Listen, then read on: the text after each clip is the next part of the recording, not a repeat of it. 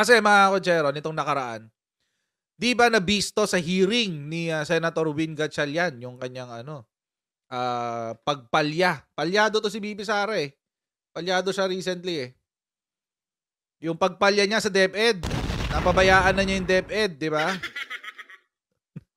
Ano nangyari? So, nangyari, merong nahuli si Senator Win Gatchalian na 19,000 plus na ghost students na binabayaran ng DepEd. Oo. Palyado kasi DepEd ngayon eh. More than 19,000 yan, more or less. Saan na yun? Ayan o. 19,139 na ghost students, mga kotsero. Antindi na ito. Ibig sabihin, merong 19,139 na lehitimong mga bata ang hindi nabibigyan ng scholarship. Dahil dyan sa mga ghost students na yan. At alam nyo kung kailan nag-umpisa? Panahon ng tatay niya. 2016, 2017. Ang tindi nyo, guys! Ang titigas ng mga mukha. Ang tindi nyo. Oo, magkano ginastos daw? See, nag-e-expect pa sila ngayon ng refund. 239 million pesos ang expected nila to be refunded. Tapos yung isang eskwelahan, naka 80 million in terms of refund. Grabe namang palya to. Million. Parang 125 million. Ay, hindi ko siya babatikusin sa confidential funds kasi ako naniniwala ako dun sa sa proseso ng confidential funds. So hindi ko siya babatikusin dun. Pero dito babatikusin ko siya. kasi eto mga kotsero, this is well within the purview of the Department of Education. Trabaho niya to eh. Simply put, trabaho to ni VP Sara bilang secretary ng Department of Education. Actually, mga kotsero, nadagdagan pa yan yung 19,000 na yan. Dati, March 1, 2024, 12,000 lang yan. Marami na nga yung 12,000 eh. Napakarami na nga nung 12,000, guys. Napakarami na nung 12,000. Promise, napakarami na nun. Pero nakuha pa niyang hindi mag-comment. Hindi niya inaksyonan to, mga kotsero. Hindi niya inaksyonan up until March 20. So, ibig sabihin, for 20 days, anong pinagagawa ni VP Sara dyan? We don't know. Hindi natin alam kung nasaan siya. Well, alam natin pala kung nasaan siya. But not here. Wala siya dito. Hindi niya inaasikaso to. Hindi niya inaasikaso to. As usual, tayo ay mag-shoutout muna tayo sa mga kaibigan natin sa Sendwave. Yan, kung kayo ay nasa US, UK, Canada, Italy, France, Spain, Ireland, and Belgium, ay pwede na kayo magpadala ng inyong mga remittances dito sa Pilipinas gamit po ang Sendwave. Wala pong remittance fees yan, mga kotsero, number 1. At number 2, kapag ginamit nyo pa po ang promo code na Coach Jarrett, ay makakuha kayo ng karagdagan $20 free credit sa inyong unang padala. Diba? Panalo. Ito pala. Ayan. Ang gagawin nyo lang, mga kotsero, ay download ng Sendwave app sa inyong mga telepono, ilagay yung bank account details, at pwede na kayo magpadala sa GCash, sa mga pawn shops, at iba't ibang mga bangko sa Pilipinas. Kaya gamitin na si Sendwave for all of your remittance needs! It seems, mga kotsero, the cracks are showing kay VP Sara. The cracks are showing. Ano ibig sabihin ng the cracks are showing? Yung mga lamat niya, yung unti-unti nang nakikita. Yung mga bagay na hindi natin nakikita dati dahil either tinatago ng mga supporters niya or sinobrang build up kasi sa atin ng media tsaka ng mga supporters niya o dahil sa sobrang galit lang siguro natin sa mga dilawan kaya hindi natin napapansin, hindi natin nakikita. Ngayon lumalabas na. Siya. So, ewan ko lang. Ewan ko lang. Di ba?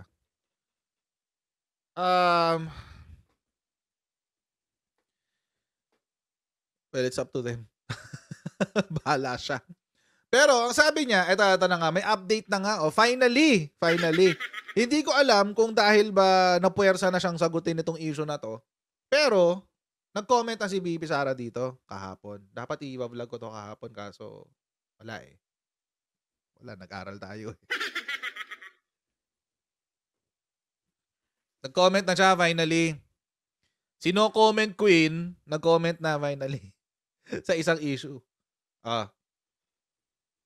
Sabi niya, VP Duterte, DepEd immediately acts on GasPed discrepancies.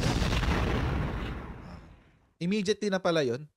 Simula March 1, 2024, tapos umaksyon ka March 21, 2024. How do you define immediately? Ano pong definition nyo ng immediately? Pwede pong paki-explain.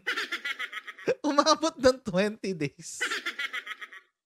Anong klase mo yung immediately na aabot ng 20 days? Bakit kaya yung yung confidential fund na 11 days lang? Pero dito sa solusyon dito sa problema na to, 20 days wala pa rin. Diyos ko. Ay, yung mga DBS yun, mga Duterte Balahura supporters. So wag kayong aalis, ha? Wag kayong aalis. Papaiyakin ko kayo ng papaiyakin. Ay, no. Ganun pala ibig sabihin ng no? Ganun pala ibig sabihin ng immediately sa mundo ni VP Sara. 20 days. Ay, no.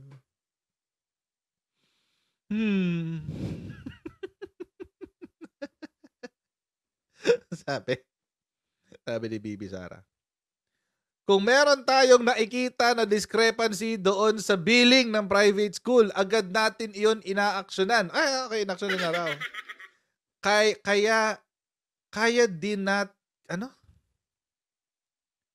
Kaya din na-establish ang GASO. Okay, so yung government assistance and subsidies natin sa DepEd dahil nga dito sa nakikitang discrepancies.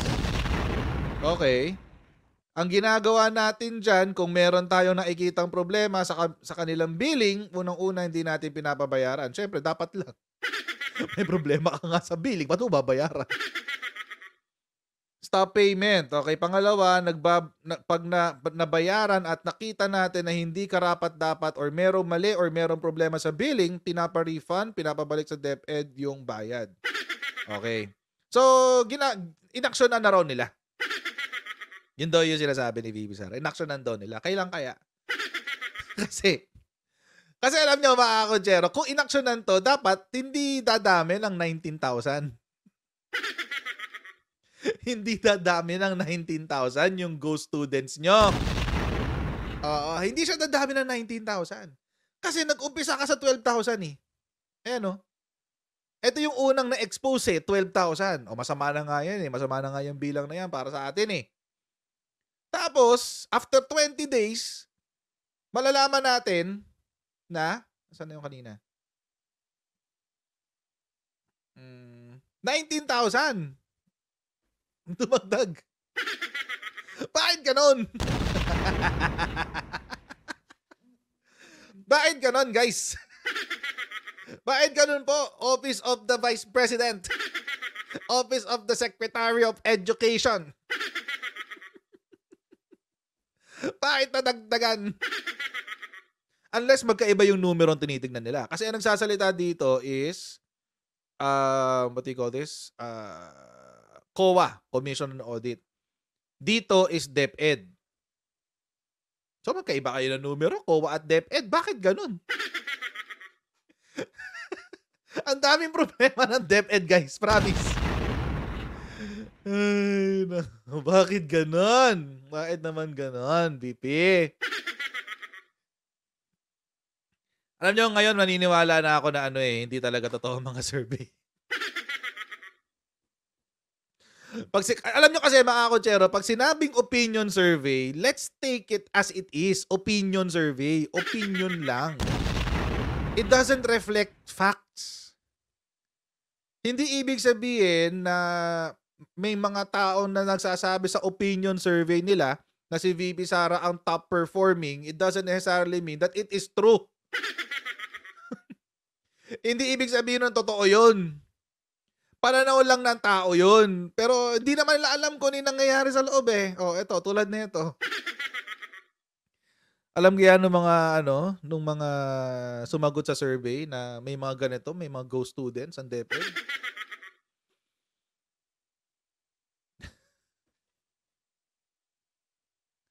Diba? Alam kaya nila yon? Alam kaya nung mga nag-survey? Hindi ko alam. We don't know. But, kasi pinagyayabang nila eh. Buti sana kung di nila pinagyayabang, okay lang eh. Kaso pinagyayabang kasi, lalo na mga Duterte Balahura supporters, yung bayaderos, tapos yung isang yung kumakain ng microphone. Yun. Sila, pinagyayabang kasi. Ang problema, hindi naman nila naiintindihan yung pinagyayabang nila. Pag sinabing opinion survey, opinion. It is an opinion. Pag sinabing opinion, totoo ba yun o hindi? Well, it can be true, it can be false. Kaya nga opinion eh. Subjective. Oo, ganun yun. Hindi siya dapat tratuhin as a scientific fact. Kasi nga, it's an opinion. Pati yung babaeng walang ligo. Sino ba yung walang ligo na yan? Nakakadiri naman yan. Ligo-ligo din pag may time. Anyway. Ay, nako. Diba? Diba? Parang gano'n lang naman kasimple ang buhay, mga kotsero. Huwag natin i-complicate ang world. Simple lang ang world, guys. Simple lang ang world. Huwag na natin i-complicate ang mundo. Kaso ang problema ganito. Ito pa pala. Etong si VP Sara, medyo sumagot. Hindi nga sinagot directly. Pabebe nga eh. Pabebe nga mga kotsero. Sobrang pabebe talaga ni VP Sara. Naalala nyo to? 2 weeks ago. Duterte in 2028 floated at pro-Kibuloy rally. Sino nito? Sino ang nagsulong nito? Si Panelo, si Salvador Panelo. Oo, siya yung may gusto niyan. Siya lang naman.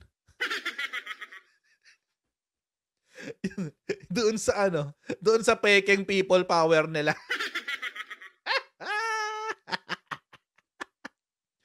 Doon niya sinabi yan sa pekeng people power nila. Yung people power nila na walang pumunta. Nag-i-expect sila ng may mga sasama sa kanila. Hindi sila nadagdagan. Malamang sa malamang, nagpalipad pa sila ng daang-daang mga estudyante galing sa Jose Maria College. Ano yung Jose Maria College? Yun yung eskwelahan ni Kibuloy.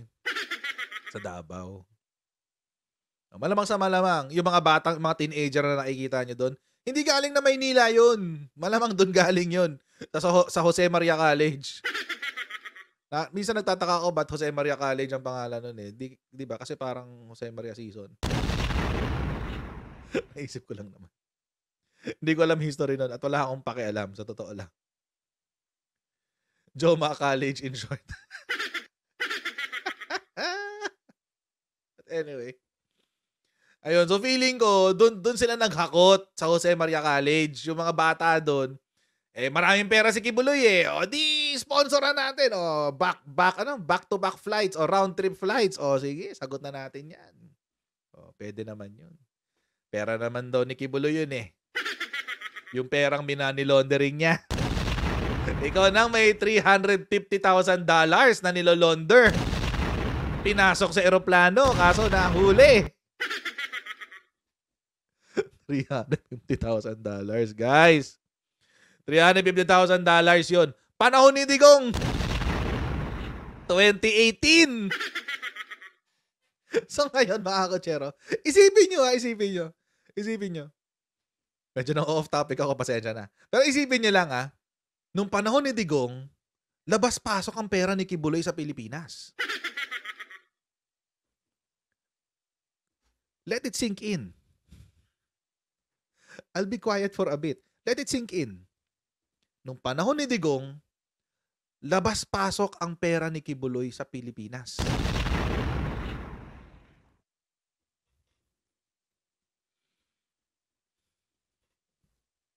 Akala ko ba galit sa korap? Akala ko ba malinis? Akala ko ba ganito?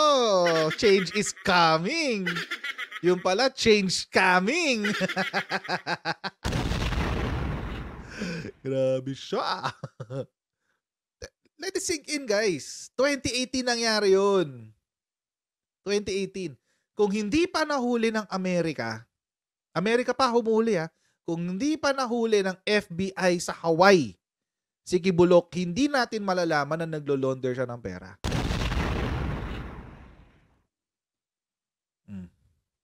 Imagine. Magkano uli yun? $350,000. Wait nga, confirm ko nga. Baka sabihin fake news ako Kibuloy.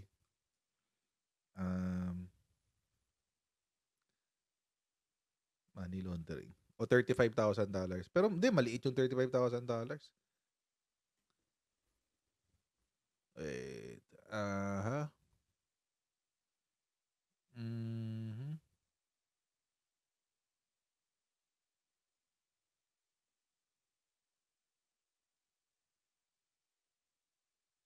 Wait. Go-confirm ko lang Siyempre, mahirap na. Alam niyo naman, maraming nanonood sa atin. Nakalaban. Maraming nanonood sa ating kalaban. At gusto na yung ipahiya. So kailangan mag-ingat tayo. Wait. Saan na yan?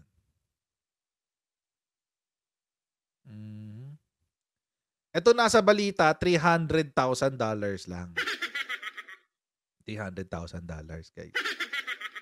Yung sa balita. Pero yung nakita natin before, parang $350,000 yata yun.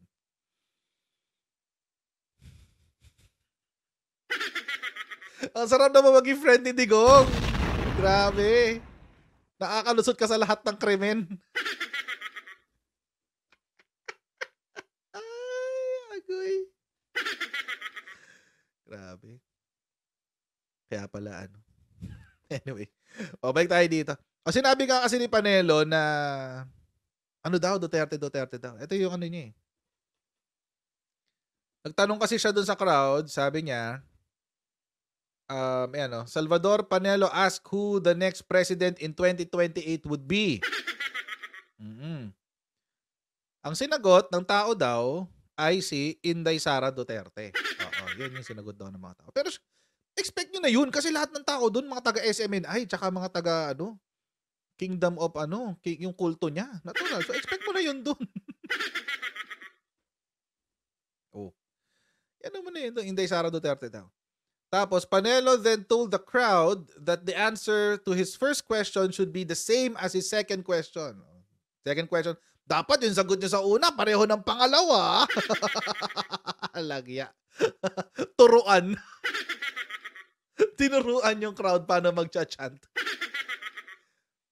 Tapos, who will replace Inday Sara as Vice President? The crowd again shouted, Duterte! Ay, sino kaya? Pero ang gusto daw nila yung tatay. Si Shi Digong. Okay. Ayoko na. Ayoko na si Digong. Diyos ko, nakakadala.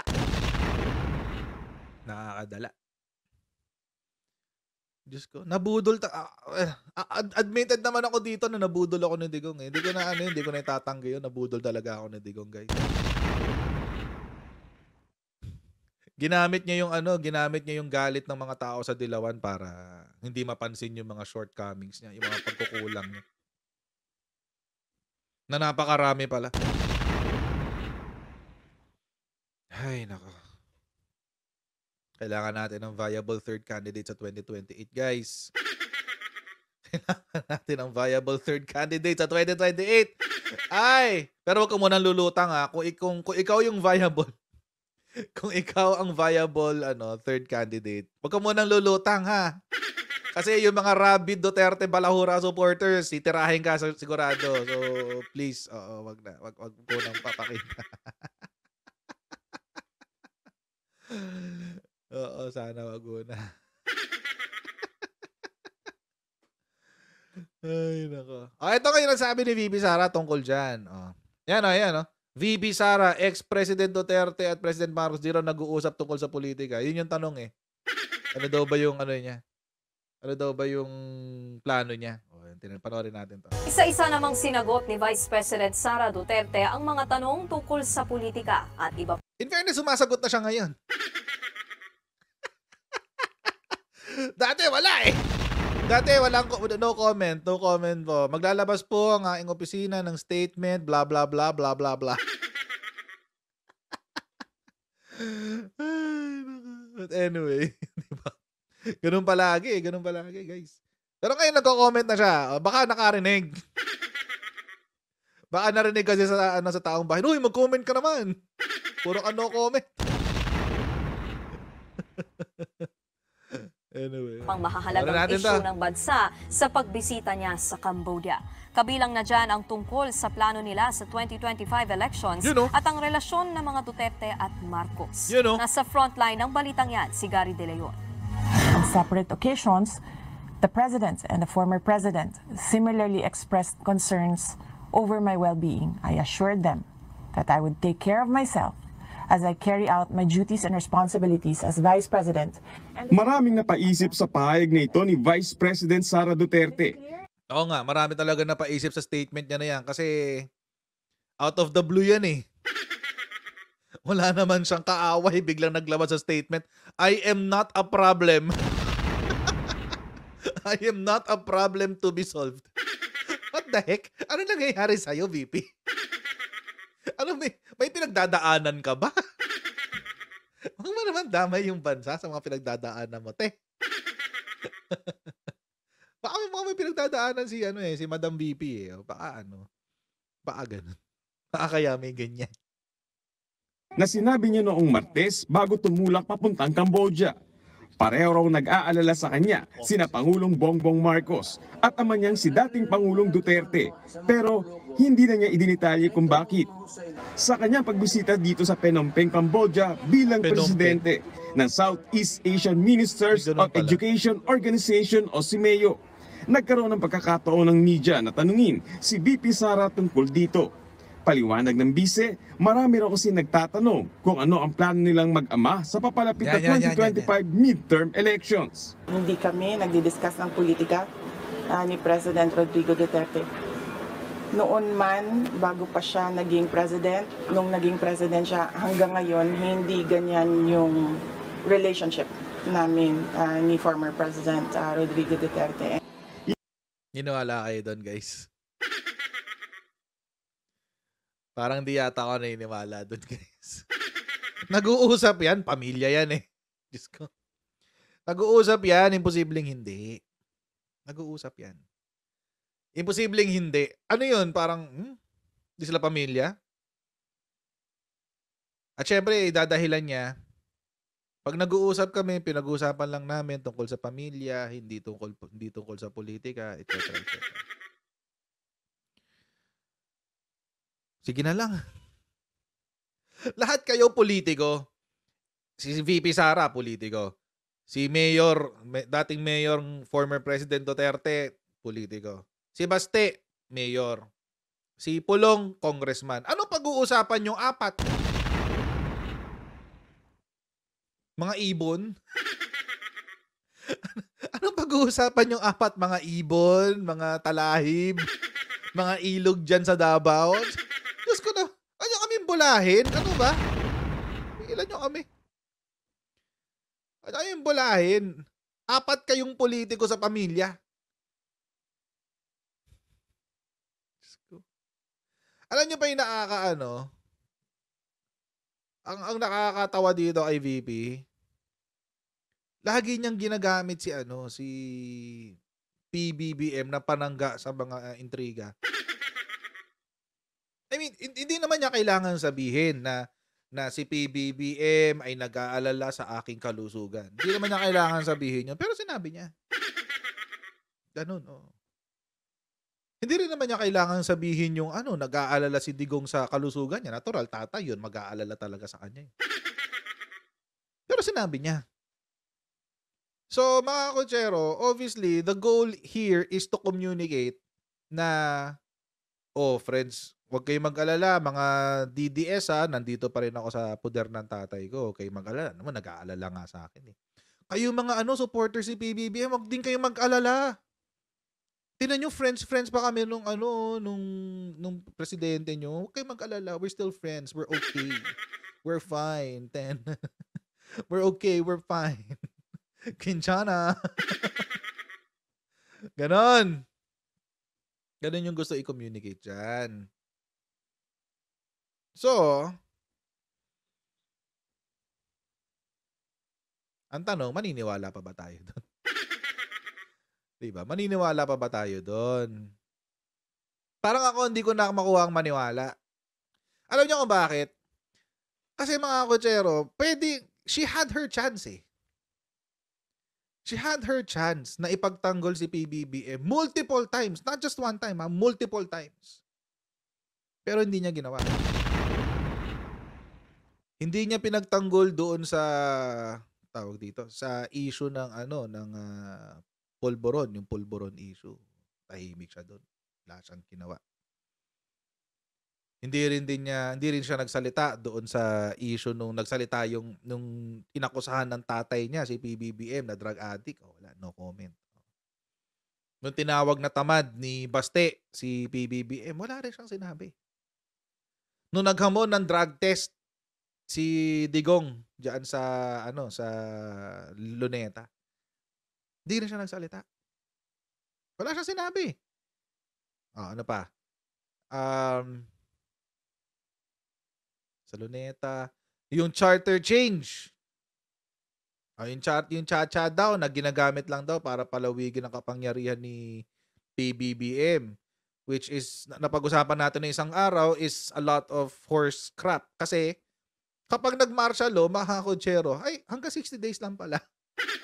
Yun lang pala ang provision ng Constitution, hanggang 60 days, no? At pwede lang i-extend ng Kongreso. Hindi pwede ng Pangulo. So, yun na. So, malabo. Pero wala pa rin siyang kinoment.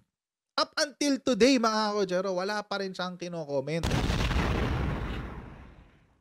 Tapos, you want us to believe, gusto nyo man, she wants us to believe na, hindi, okay pa kami ni Presidente. We're friends. We're okay. We're fine. Kunchana.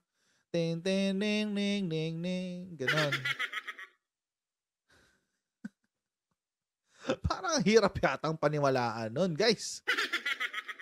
Parang hirap yata paniwalaan nun. She had her chance multiple times. Pero hindi niya ginawa. So, ewan ko lang. It's weird. Hindi ganyan yung relationship namin ni former President Rodrigo Duterte. Hindi rin lingid sa kaalaman ng marami ang lamat sa relasyon ng mga Duterte at Marcos, bunsod ang sunod-sunod na banat ng dating Pangulo sa Administrasyong Marcos. Kaya nang kamustahin ang busy kaugnay rito, ang sagot lang niya. With regard naman to President Bongbong Marcos, hindi namin pinapag-usapan yung mga paniniwala ko or stand ko or opinion ko sa mga national issues. Tingnan nyo gaano uncomfortable si VP Sara dun sa tanong. Hindi niya masagot ng maayos eh. Hindi niya masagot ng maayos. Alam niyo kung bakit? Pag kinampihan niya si PBBM, mawawala ang mga DDS sa kanya. Pag kinampihan naman niya si Digong, natatakot siya na baka balikan siya ng mga Marcos supporters. Tingnan nyo gaano ka uncomfortable sa kanya yung tanong. Ayan. Marcos, hindi namin pinapag-usapan yung President Bongbong Marcos. Tagal mag-isip, di ba?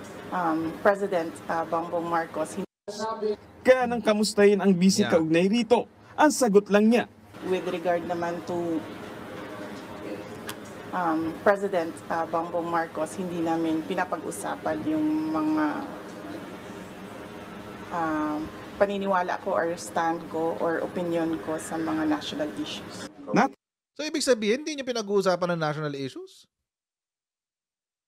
Akala ko ba unity team kayo? Or hindi na kayo nag-uusap? Kasi it can be one of two things, mga kocheron. Pwede kasi na hindi talaga nila pinag-uusapan. Or hindi na sila nag-uusap, period. I don't know which is which. But I'm leaning towards the latter, na hindi na sila nag-uusap.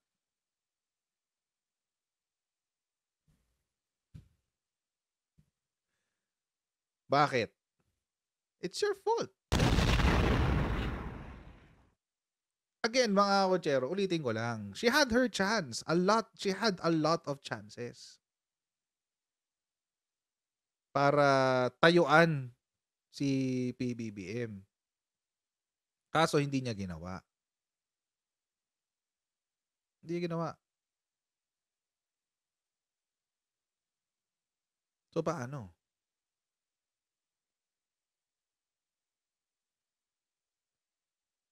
Masyado mo kasing niligawan yung mga supporters mo na 2% lang eh. 2% na nga lang. Alam niyo yung mga yung mga Duterte Balahura supporters, konti lang naman sila. Pero sila ang pinakamaingay. Napakaingay nila, alam niyo kung bakit? Eh marami silang time, mga walang trabaho eh. Walang trabaho. Hindi, meron naman yung iba. Yung iba lang. Hindi naman lahat. Meron namang iba. Anyway. Marami silang time. Gumagawa sila ng time. Hindi ko alam kung bakit. Diba? Ang dami nilang oras. Langya. But anyway, in reality ko, konti lang sila. I would even bet na they're lower than 2%. Kasi di ba ilan yung nag-register for the election? 60 million, if I'm not mistaken. 67 million, more or less. Tapos nung panahon ng survey, sa presidential survey, nung hindi pa nag-withdraw si Bongo, ilan lang ang gustong bumoto sa kanya? 2%. Less than 2%.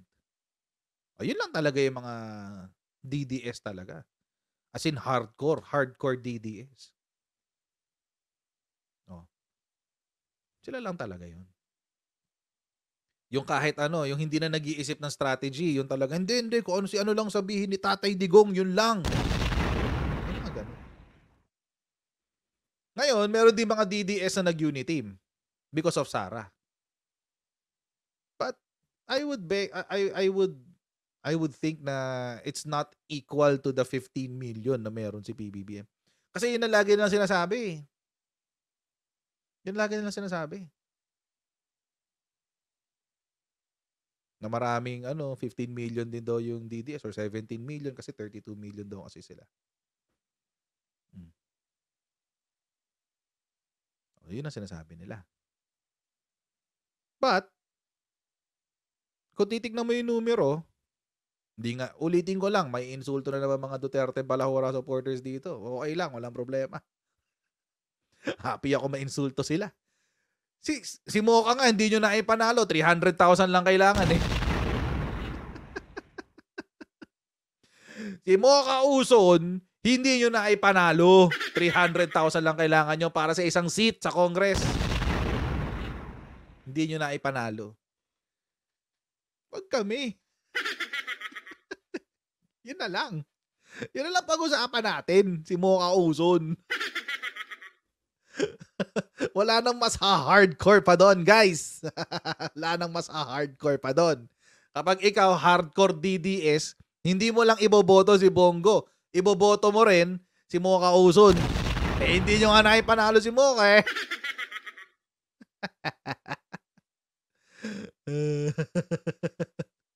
Ah, so good luck. 'Di ba? Sorry. Sorry kayo. Konti lang talaga sila, yung DDS. Pero maingay lang. Sobrang ingay nila. Sobrang ingay nila.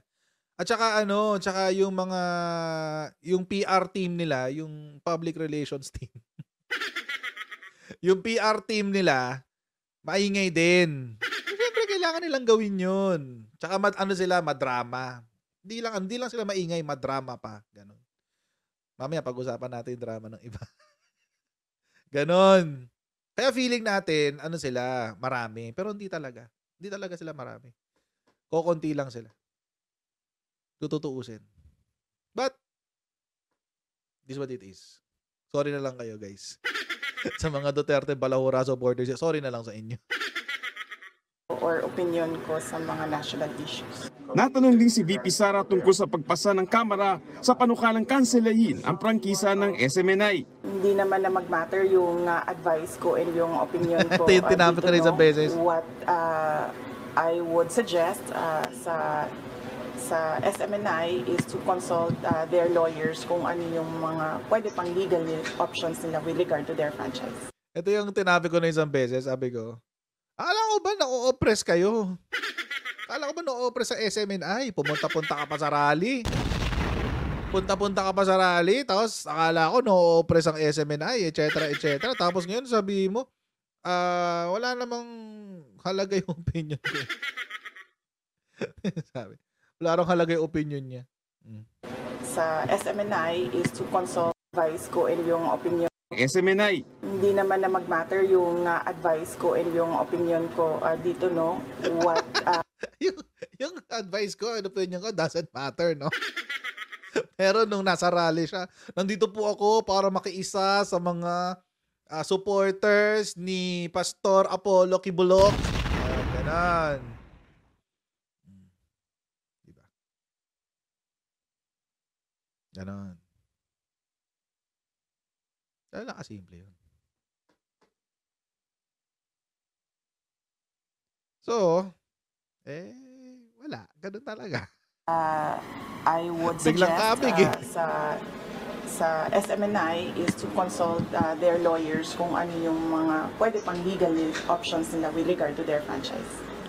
Naging abala ang Vice Presidente sa kaliwat kanang meeting dito sa Cambodia. Daming meeting, Kaninang umaga grabe. nakipagpulong siya sa Deputy Prime Minister ng Cambodia na tumatayo ring Minister of Education. Ang counterpart niya sa DepEd. Bumisita rin siya sa isang Cambodian primary school at nakipagkwentuhan sa ilang estudyanteng Pinoy sa Philippine International School sa Phnom Penh. Pero sa huli niyang event, nakipagkita ang Vice Presidente sa Filipino community kung saan nakarating kay VP Sara ang hiling ng mga guro dito sa Cambodia. Napag-usapan namin is yung challenges nila dito, no? Unang-una doon sa mga teachers, sa sahod ng teachers. So sinabi ko sa kanila na subukan nating buksan yung lines of communication sa Cambodian Ministry of Education. Ngayong gabi, nakatakda ng umuwi ng Pilipinas ang pangalawang Pangulo. Nagbabalita mula sa frontline. Okay. Uwi ka lang. Ganan. Masyado naman showbiz yung tanong na yun. Yung sagot pala ni VP Sara dun sa Duterte 2028. Diba? Masyadong showbiz. Hindi ako naniniwalang hindi nila pinag-uusapan yan. Number one. Kasi, pamilya kayo eh. Di ba kayo nagkikita-kita? Di ba? Kahit malang GC, wala ba kayong GC? Feeling ko may GC ang mga yan, syempre. Imposibleng wala. Nagkaka-invitean nga sila sa mga rally. May GC yan. May GC yan. Pero hindi ako naniniwala na na hindi nila, I think, it's one of two things eh. Either si VP Sara is a distraction. Dini-distract lang yung tao. Pero meron talaga silang ibang kandidato para hindi siya mabira as early as now. Parang di ba sinasabi ko dun sa isa, kailangan natin ng viable third candidate. Tapos sinasabi ko na wag ka munang lalabas ha, para hindi ka mabira ng mga rabids, mga Duterte rabid supporter. Oo, wag ka munang lalabas. Parang, it can be that. It can be that. Pero, wala silang ibang viable candidate eh. Sinong viable candidate nila? Si Bongo? Wala. Wala si Bongo. Mahina si Bongo. Who else do they have? Walang pwede sa kanila. Si Baste? Labo. Si Pulong? Labo lalo. Walang karisma yung si Pulong. So, sino? Wala silang viable candidate. Si Sara lang ang viable candidate nila. Sa pamilya nila. Si Sara lang. Wala nang iba. Ngayon, mga kotsero, kaya nga kung babasahin nyo yung galawan ni VP Sara ngayon, she's trying to play the neutral game. Neutral lang ako. Hindi ako magsasalita ng masama kahit kanino. Hindi nga siya nagsasalita, pero lumalabas sa kilos niya. Diba? Lumalabas sa kilos niya. Obvious naman eh. Obvious naman. Kahit hindi sila magsalita, kitang-kita naman sa galaw nila. Nang gano'n na nga yung sistema. Wala yung political future ng mga Duterte as far as the national scale is concerned, matatapos kay Sara. Kaya lahat sila susugal kay Sara. Yung political future nila nakasalalay kay Sara. As far as national is concerned. Davao, Davao, wala nang It's no question. Wala namang ibang viable candidate sa Davao. Eh. Unless merong ibang lilitaw dyan sa Davao, we don't know. We don't know. But, sa national scale, they're all chips are with Sara. Diyan sila susugal. Kasi wala nang iba. Wala nang iba. So mga kotsero, maraming pong salamat sa inyong patuloy na pagsuporta sa ating channel. Huwag niyo pong kalimutan mag-like, share, and subscribe sa Coach Jared YouTube channel at pa-follow tayo sa ating Facebook page, Coach Jared or Coach Jared for now. Hintayin nyo lang after 60 days, babaguhin ko. Gamitin ko na yung pangalan ko. Tsaka, ayun. So, I'll see all of you in our next Coach Jared Live. God bless you guys. See you next time. Bye!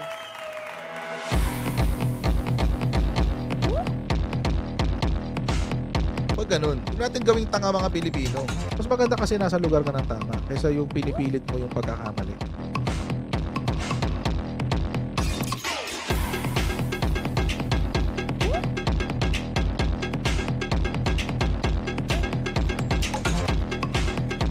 Are they willing to go that far? Hindi makakalimutan ng Pilipino yan hanggat di nasasagot niya.